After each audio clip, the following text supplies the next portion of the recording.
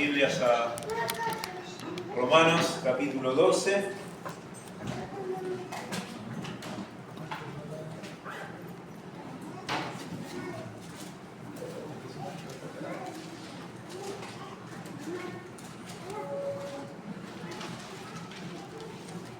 Vamos a dar lectura del versículo 1 al 8, aunque vamos a quedarnos en el versículo 3, ya que después quiero probablemente más de una predicación en lo que son los dones, entonces cómo aplicarlo eso a nuestras vidas. Vamos a estar más en el versículo 3, pero para tener un poco más el contexto, vamos a ver del 1 al versículo 8. Romanos capítulo 12, versículo 1 al 8. Leemos, dice: así que hermanos, os ruego por las misericordias de Dios que presentéis vuestros cuerpos en sacrificio vivo, santo, agradable a Dios, que es vuestro culto racional.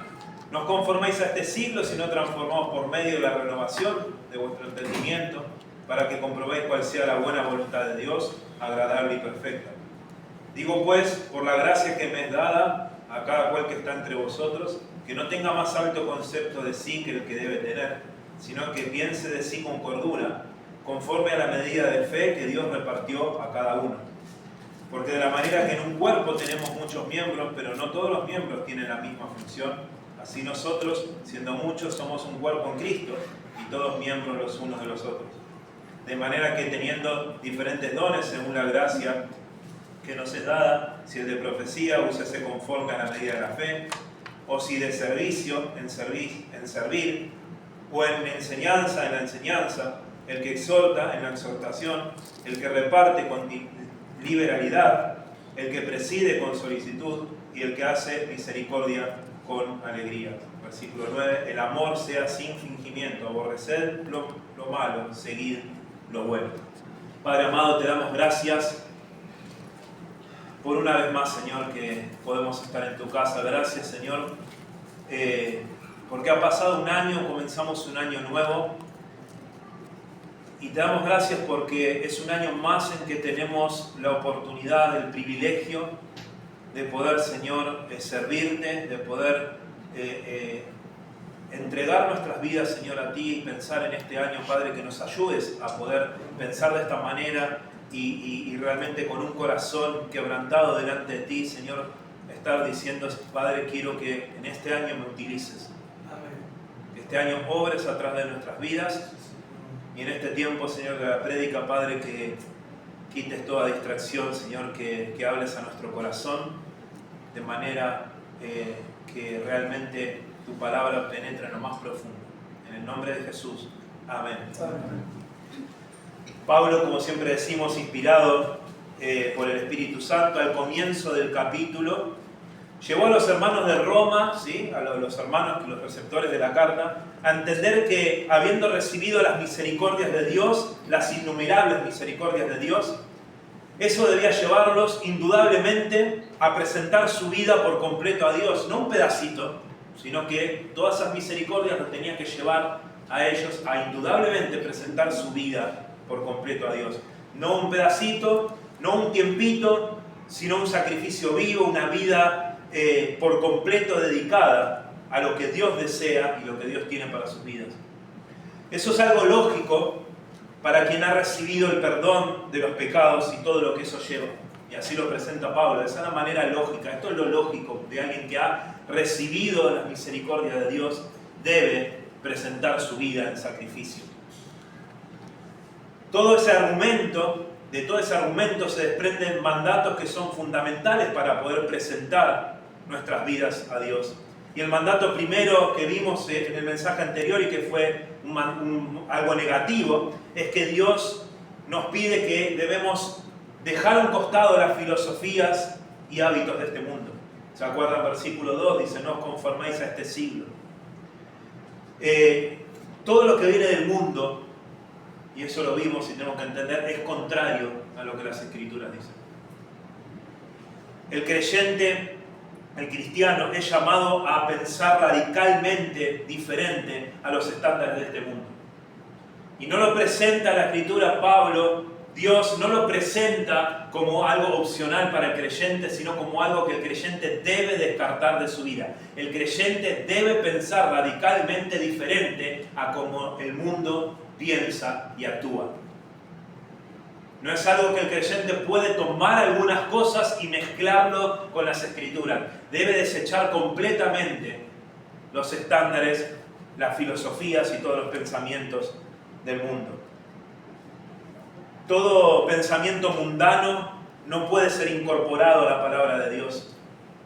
Dios es contrario a todo lo que este mundo ofrece.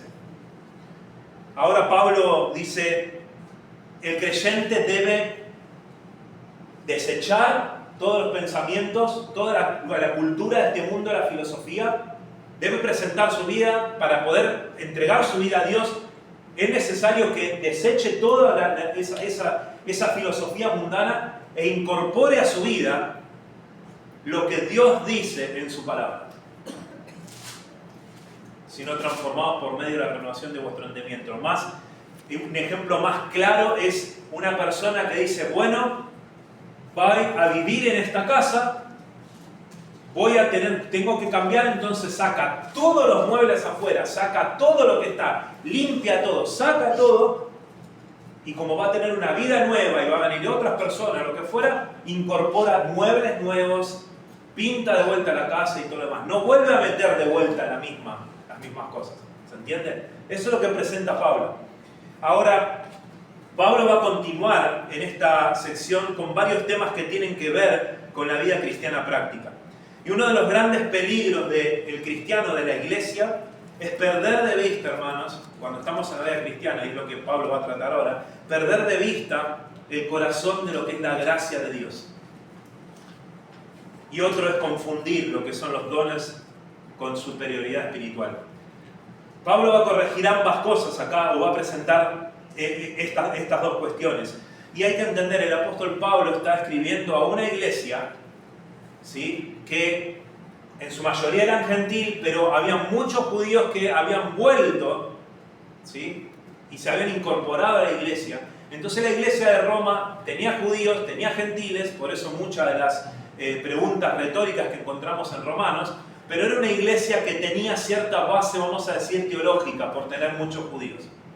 Era una iglesia espiritualmente, vamos a decir, dotada en el sentido de que estaba funcional, de que era una iglesia funcional, pero también una iglesia que estaba expuesta al orgullo y al individualismo.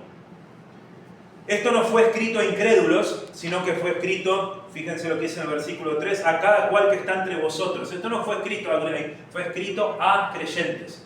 Y esto es importante. Ahora, lo primero que quiero ver con ustedes, y este mensaje va a tener 2 puntos quizás por el tiempo, es que la gracia debe gobernar la mente del creyente. La gracia debe gobernar la mente del creyente. Es necesario hacer un breve repaso. Ustedes pueden seguir en sus Biblias, yo lo voy a decir de memoria, vamos a ir viendo, pero comenzamos en Romanos capítulo 1. El apóstol Pablo presenta un evangelio, Romanos 1:16, todos lo sabemos de memoria, porque no me avergüenzo del evangelio, porque es poder de Dios para salvación a todo aquel que cree, al judío primeramente, también al griego, ¿sí? Ahora, presenta el evangelio a todo aquel que cree, un evangelio universal para todo aquel que cree, presenta esta buena noticia del evangelio, este evangelio poderoso, ¿no es cierto?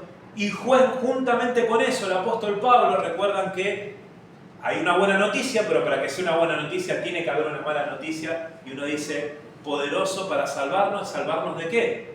De la ira de Dios, porque la ira de Dios se revela desde el cielo contra toda impiedad e injusticia de los hombres, se detienen con injusticia, la verdad. Todas las cosas invisibles de Él, su eterno poder y deidad, se hacen claramente visibles. Todos son culpables y se paran de manera que no tienen excusa y se están bajo la ira de Dios. Por eso necesitan del evangelio. Entonces es presentado ya de entrada, el apóstol Pablo presentó un evangelio poderoso para salvar a todo aquel que cree, pero salvarlos ¿de qué? De la ira de Dios, donde todo hombre está bajo la ira de Dios. Todos son culpables. Aquel que rechaza a Dios voluntariamente, fíjense, vayan ahí a Romanos capítulo 1, versículo 21, la decisión del hombre, ¿sí? Este evangelio poderoso, el hombre es culpable, ¿sí? Es manifiesto, el cielo, toda la creación muestra que hay un Dios, el hombre no tiene excusa. Versículo 21, habiendo conocido a Dios, o sea, hay un entendimiento, no le glorificaron como a Dios, ahí está la decisión, ni le dieron gracias, sino que se envanecieron en sus razonamientos y su necio corazón fue entenebrecido. Tomaron una decisión y Dios dijo, ok, ¿quieren agarrar por ese lado? Yo les dejo. Cambiaron, versículo 23, dice, bueno, profesaron ser sabios, se hicieron necios y cambiaron la gloria de Dios incorruptible en semejanza de imagen de hombre corruptible, de ave, de cuadrúpede y de reptiles. Por lo cual también Dios les entregó. Versículo 25 dice, ya que cambiaron la verdad de Dios. Y después versículo 26 dice, Dios les entregó. Tomaron la decisión de rechazar a Dios voluntariamente por su pecado y Dios como consecuencia les entregó. Pero Pablo no solo tocó a aquellos que rechazan a Dios y que cayeron en las peores cosas de este mundo, sino también después habló a los moralistas y a los propios judíos que creían que por ser parte del pueblo de Israel, ellos estaban libres. Cerrando después diciendo que no hay justo ni en uno, que todos pecaron, o sea que así como el Evangelio es para todo aquel que cree, es porque todos son pecadores y necesitan del Señor Jesucristo. Y ahí es donde caemos en esta parte teológica y correcta de que todos somos pecadores y somos salvos por gracia, no por obras. No podemos hacer nada para ganar la salvación. No hay mérito humano. La salvación es enteramente de Dios. Nosotros lo único que merecemos es la ira y condenación de Dios y nada más. Porque después en el capítulo 5, después de hablar de la justificación y lo demás, que fue que dijo el apóstol Pablo, oh Dios, mas Dios muestra su amor para con nosotros, en que siendo aún pecadores, Cristo murió por nosotros. O sea, Dios nos amó no por lo que somos, sino a pesar de lo que somos. Dios nos amó, vio nuestra mugre y tuvo misericordia de nosotros y extendió este evangelio a todo aquel que cree, con la condición de que para poder ser salvo hay que creer en el Señor Jesucristo. No hay mérito humano. El hecho de que el hombre sea responsable en ninguna forma quita mérito a Dios, o en ninguna manera las Escrituras presentan de que el hombre es parte de la salvación. Es enteramente de Dios. El hombre debe responder, pero la salvación es de Cristo. Somos salvos por su gracia.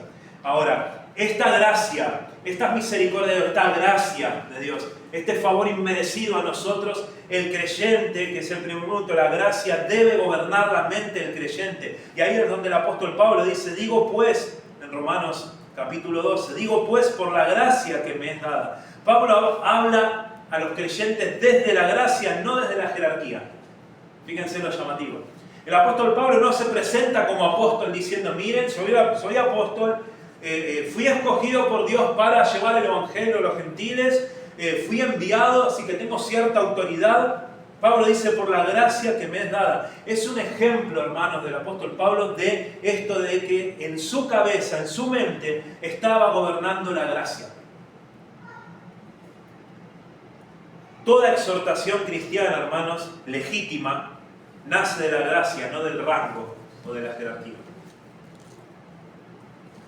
Y saben que, hermanos, esto excluye o destruye, toda idea de elitismo espiritual. Y algunos me miran como, ¿qué es elitismo espiritual? Bueno, ahora voy a escribir un poquito. Hay mucho de esto, lamentablemente, en creyentes y en muchas iglesias, el elitismo espiritual. Este versículo es especial para destruir el elitismo. El elitismo espiritual es una actitud, esto es una definición, una actitud pecaminosa del corazón por la cual una persona o grupo se considera espiritualmente superior a otros creyentes basándose en dones, conocimiento, prácticas, experiencias o funciones, en lugar de reconocer que todo lo que posee y es por gracia.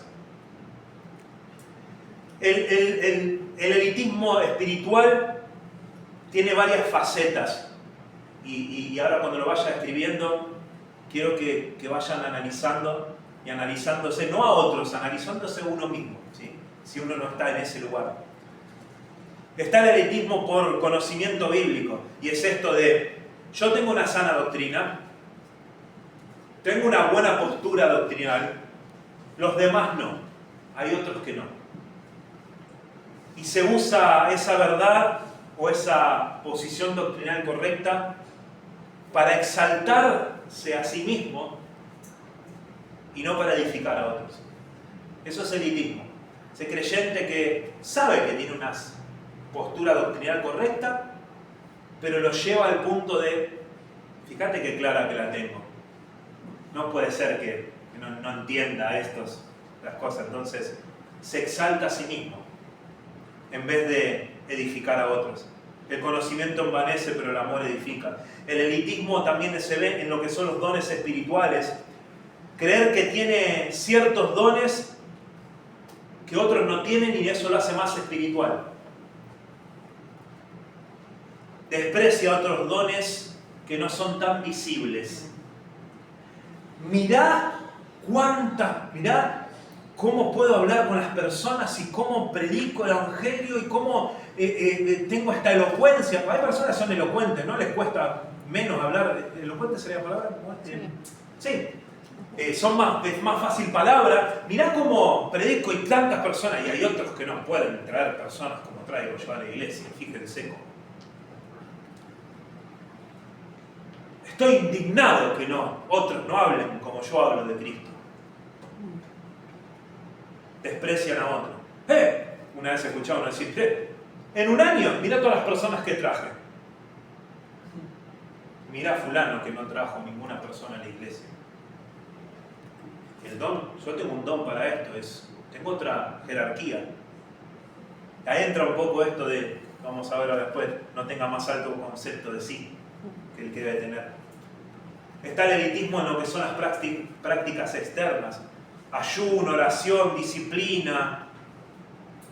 Se compara con otros, un elitista se compara con otros constantemente. Yo oro un montón, ayuno, soy mucho más disciplinado. Me enteré que los hermanos no oran, ¿cómo puede ser? Yo oro 10 veces al día. En Lucas 18, ¿no? El fariseo, yo oro tanto, hago esto, hago el otro. Y esto, algunos se ríen, pero hermanos, tristemente esto pasa. Quizás estás pensando, está hablando de mí el pastor, o por ahí no sé. Pero pasa esto dentro de la iglesia. Muchas veces caemos en esto. Empezamos a medir con los demás. ¿Por qué no tienen el amor que yo tengo? ¿Por qué no hacen esto como lo hago yo? ¿Por qué no sienten como yo siento? Elitismo.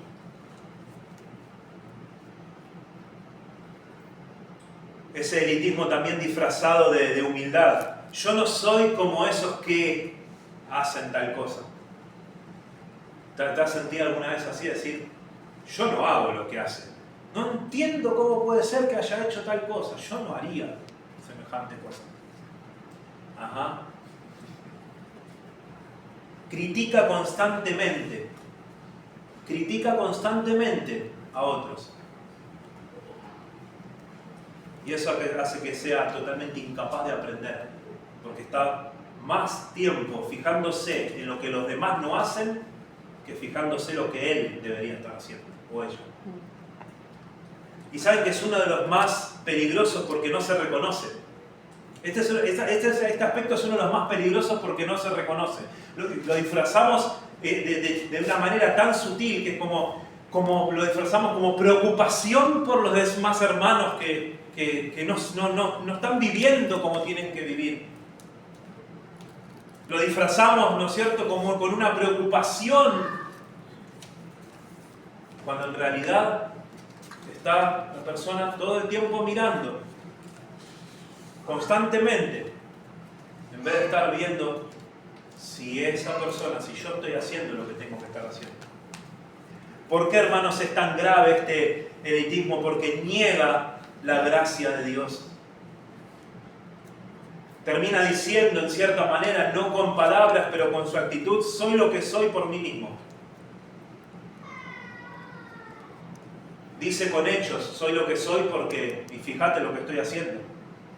Y tendríamos que arrancar Efesios capítulo 2, versículo 8 y 9, lo tendríamos que sacar, ¿no? Este elitismo es peligroso porque rompe la unidad del cuerpo. Crea divisiones, competencias, desprecio hacia otros. Y es terrible. Es terrible. Una de las cosas, y bueno, quiero que vean conmigo Efesios capítulo 2, ahora volvemos acá, Efesios capítulo 2. Es un pasaje conocido, pero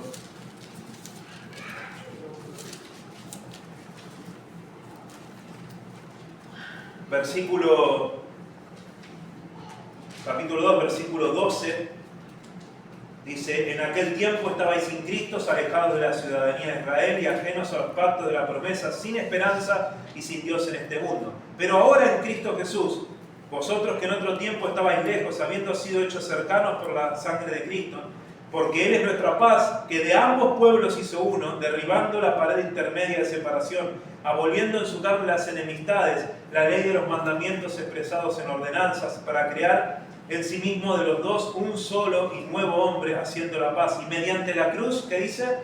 Reconciliar con Dios a ambos en un solo cuerpo, matando en ella las enemistades. ¿Qué es una de las...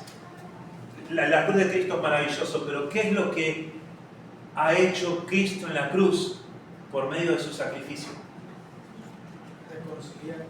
Ha reconciliado al hombre con Dios, sí. Pero una de las cosas maravillosas es que cuando conozco al Señor Jesucristo y lo asesino, ya entre Él y yo no hay diferencia. Ambos hemos sido perdonados de nuestros pecados. Ambos hemos sido salvos por gracia. Ambos fuimos perdonados, los dos nos arrepentimos, somos hijos de Dios y ya no hay diferencia entre Él y yo. Ya no importa el país en el que está cada uno, no importa el pasado que haya tenido Él o yo, cuánto Él haya pecado y cuánto... No importa nada de eso, ya somos, los dos somos hijos de Dios por su pura misericordia. Hay una unidad entre nosotros por medio de Cristo. Por eso, hermanos, es tan diabólico las divisiones, la competencia y el desprecio entre nosotros, porque atenta directamente contra la cruz de Cristo. Atenta directamente contra la cruz de Cristo. No es una pavada, no es algo que podemos pasar por alto. Cuando hay alguien que se siente superior a otro y desprecia a un hermano, está atentando directamente contra la cruz de Cristo. Diga lo que diga. Y está haciendo la obra del diablo. Pastor, ¿cómo puede ser un cristiano haciendo la obra del diablo? Sí, muchas veces hacemos la obra del diablo y no nos damos cuenta. Le damos una manito. Hay creyentes que creen tener actitudes espirituales y están destruyendo la comunión unos con otros. Hay que desechar eso, hermanos, por completo. Este elitismo produce ceguera espiritual. Saben que el elitista ve el error ajeno, pero ignora su propio pecado. Siempre está viendo el error ajeno, lo que los demás se equivocan, pero no ve el suyo propio.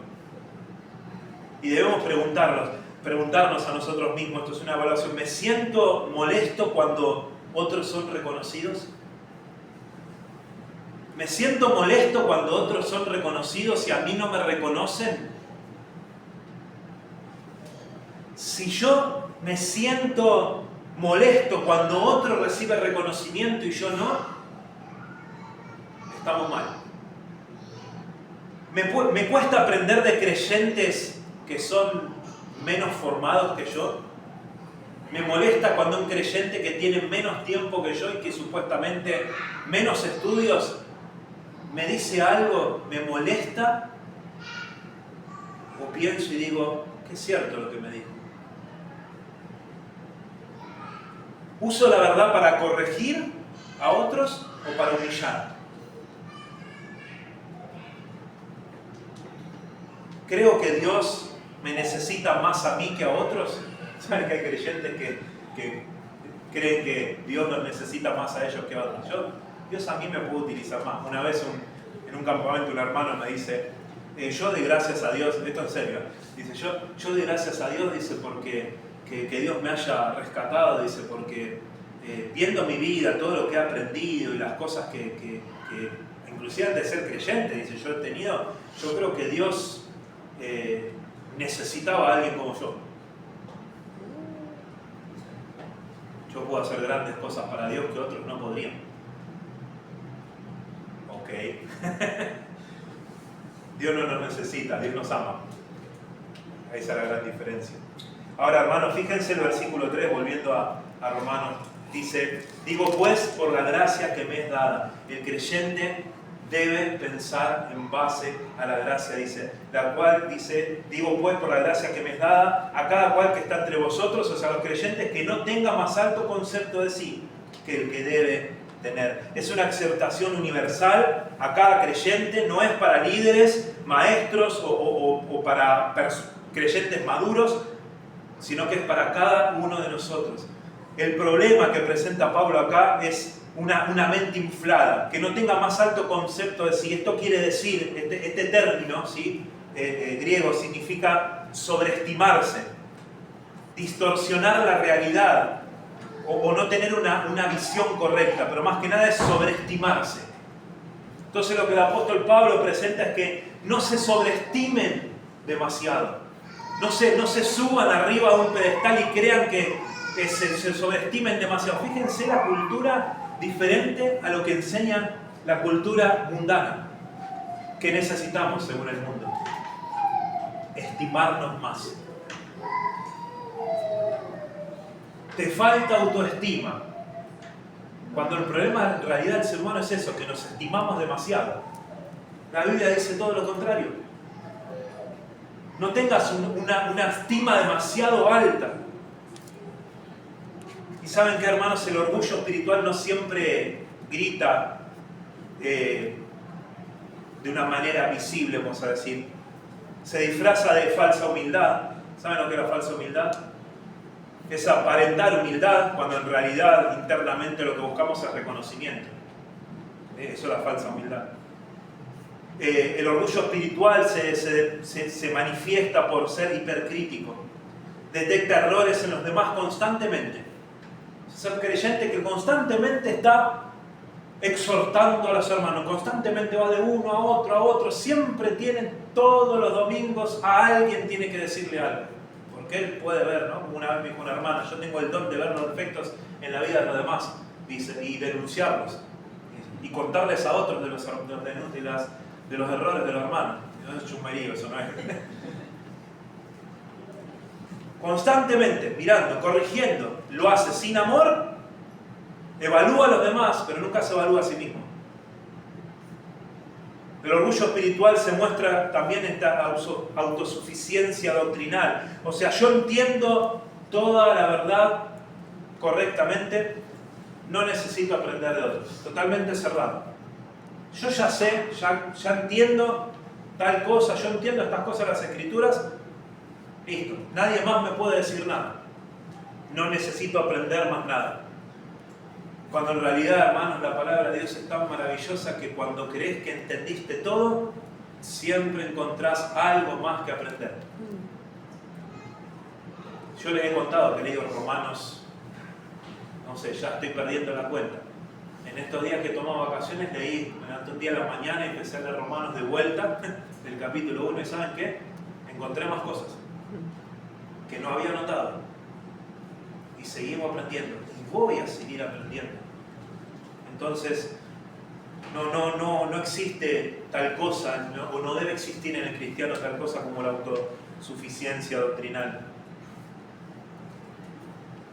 Y acá el apóstol Pablo presenta que no debemos estimarnos demasiado, sino que el estándar correcto es la sobriedad espiritual. Y esa sobriedad espiritual es que dice, sino que piense de sí con cordura. Eso es la sobriedad espiritual, que debe pensar de sí con cordura. Y eso no es negar los dones, ni despreciarse, minimizarse, diciendo, soy una porquería que Dios no puede utilizarme. No, la sobriedad es verse a la luz de la cruz de Cristo. Es reconocer dependencia total y constante en Él y entender que todo lo que recibimos es por gracia. Eso es la sobriedad espiritual. Es poner nuestras vidas y todo lo que el Señor, las capacidades que el Señor da, todo ponerlo a la luz de las Escrituras, a la luz de la cruz, perdón.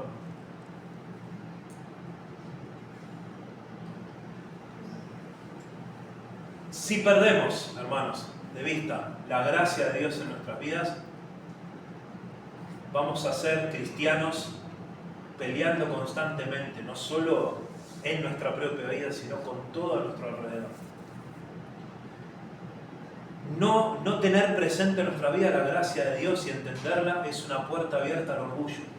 Y el orgullo destruye matrimonios, destruye relaciones de padre e hijo, destruye relaciones entre hermanos, destruye la iglesia.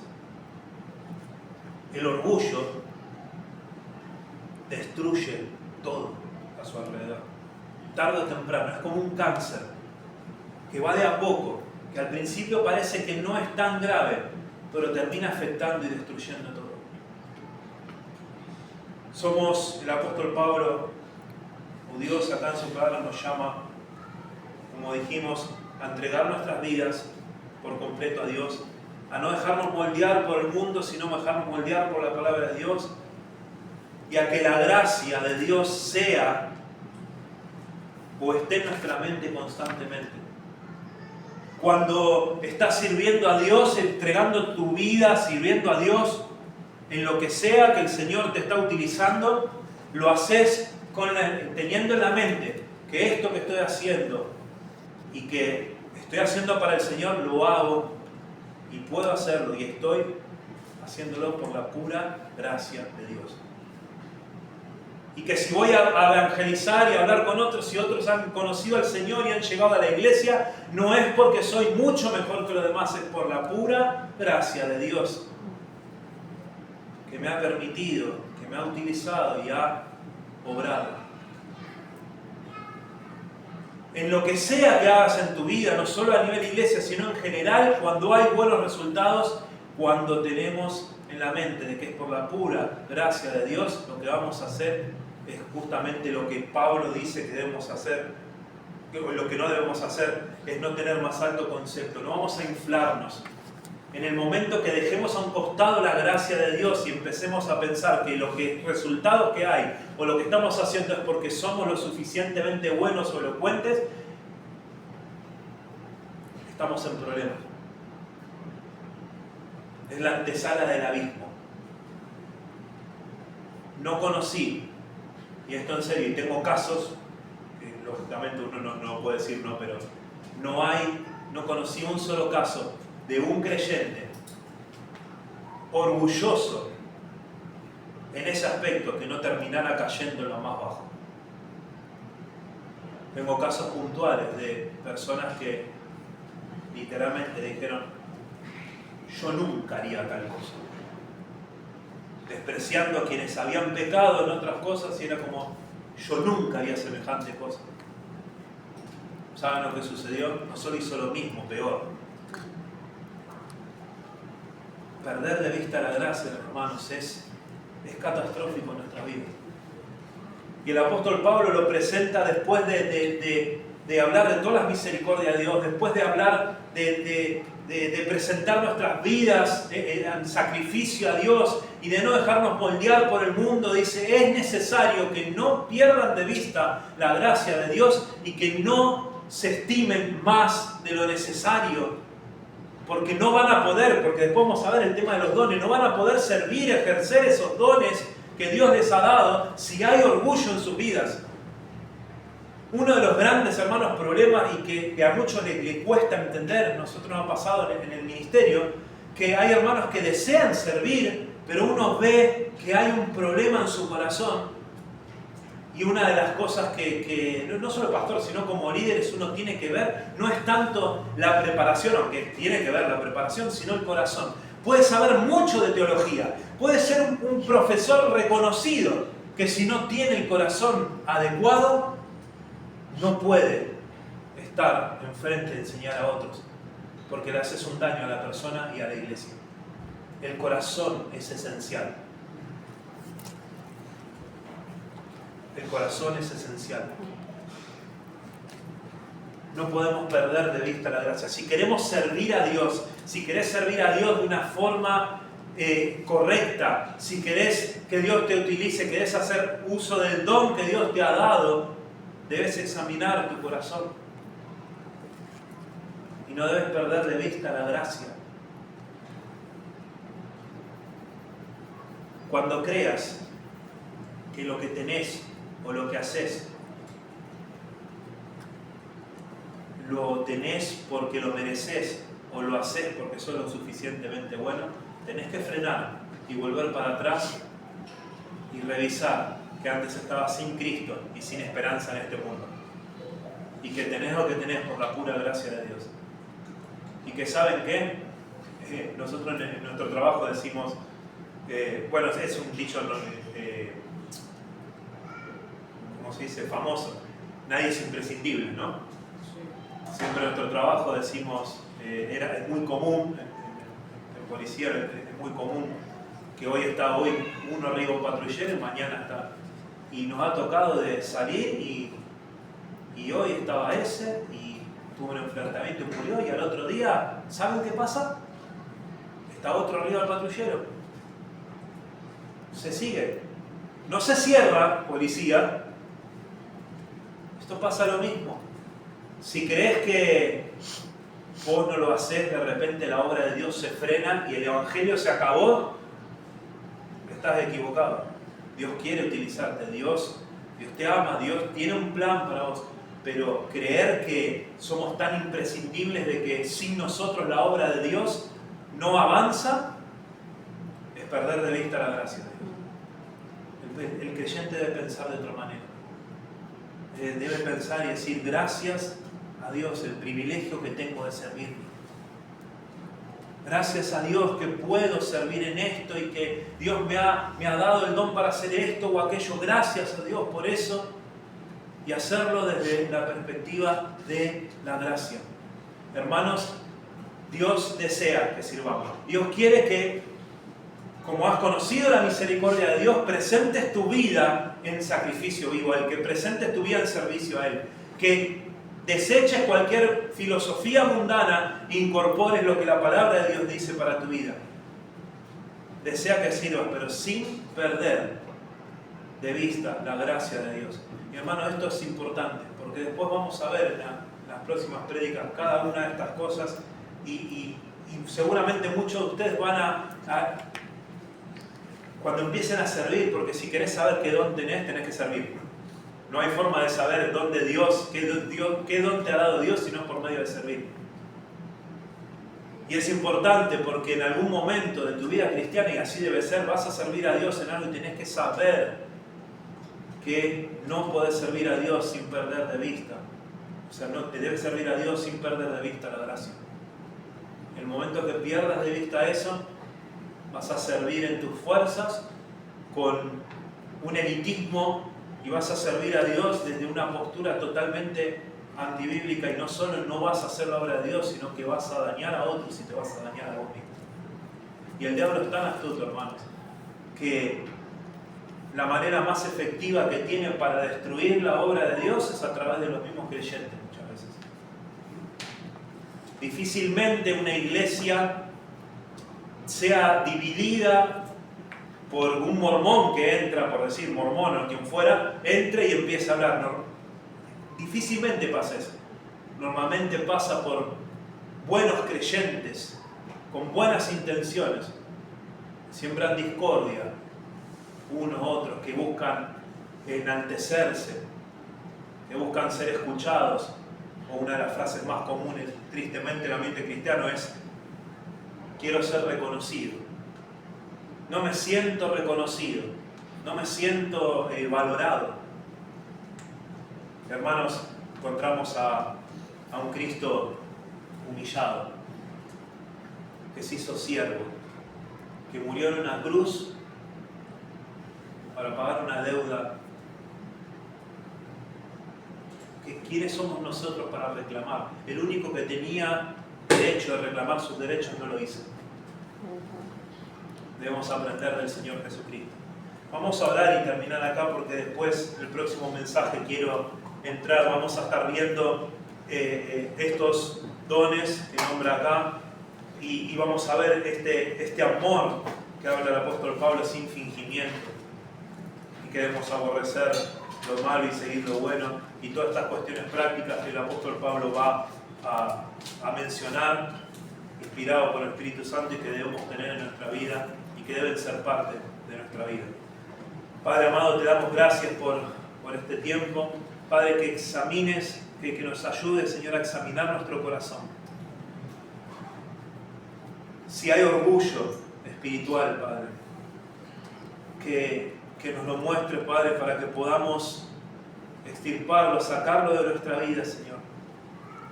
Porque ha quedado claro, Señor, de que las misericordias han sido muchas, Señor, y que hemos sido salvos por gracia, y que lo lógico, lo correcto, lo lógico, es que entreguemos nuestras vidas por completo a ti, Señor, aferrándonos a los principios bíblicos. Y Padre, que todo eso nos lleva, Señor, el hecho de servir y buscar tu palabra como la base de nuestras vidas, que la gracia, esa gracia que nos ha salvado, que hemos conocido, que nos ayude a poder vivir la vida cristiana de una manera correcta, que a ti te agrada, Señor, que quites todo orgullo, Señor. Es tan difícil a veces y es tan fácil caer en eso, Señor, pero que a la luz de la palabra estemos quitando todo vestigio de orgullo, Señor, y poniéndote, exaltándote a ti como tú te mereces, y nosotros en el lugar que nos corresponde, Señor, mirando a la cruz todo el tiempo y a esa gracia en nuestras vidas. En el nombre de Jesús. Amén.